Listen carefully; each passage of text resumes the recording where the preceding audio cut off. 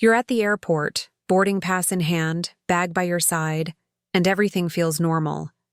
You've measured your bag, it passed check-in, TSA was smooth, and you're ready to board. Then a gate agent looks at you, tilts their head slightly, and says 4 words that make your stomach drop. We need to check that. Your mind races. Why now, after everything was fine? This isn't about luck. It's about how airlines manage space, timing, and money in ways most travelers don't realize. Stay with me, because what I am about to share will change how you travel forever and could save you hundreds of dollars and hours of stress.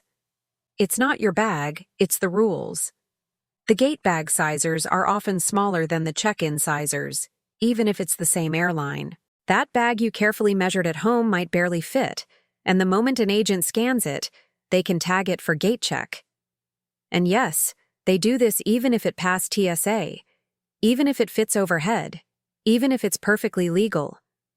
Airlines have no obligation to apologize, and the fee is almost instant.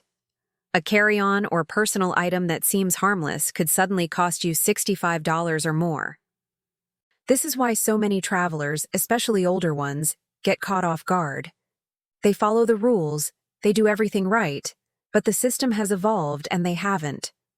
The overhead space is smaller, the bins are tighter, and gate agents are scanning for anything that might slow down boarding. The personal item is often the biggest culprit. Airlines define it strictly, usually around 17 by 10 by 9 inches. That small backpack you love, the tote you pack everything into, it can easily exceed those limits even if it fits under the seat. Agents don't measure for fairness, they measure for space, convenience, and efficiency. If the flight is full, the first few passengers are scanned more closely. Bags that look heavy or bulky get tagged first. Being polite and cooperative doesn't guarantee a pass, but it sometimes helps. If your bag is soft-sided, it gives you more flexibility. Wheels tucked in, zippers not expanded, and it might just slide in without issue. The planes themselves are part of the equation. Modern aircraft cram more seats into tighter cabins. Bulkhead seats look amazing with all that legroom, but they have no under-seat storage. The bins overhead might be smaller than they appear. Even if your bag fits perfectly, if the flight is full, the airline may ask for it to be checked. This isn't personal. It's math.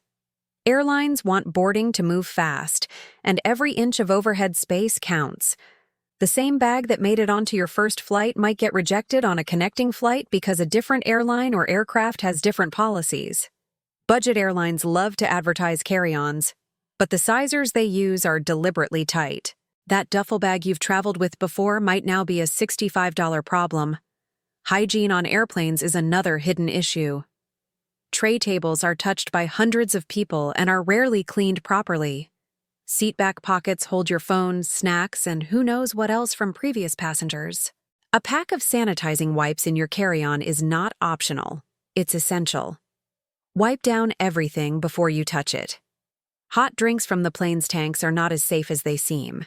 Studies have shown they often harbor bacteria, so sealed drinks or bottled water are always better. Window seats are cozy but cold.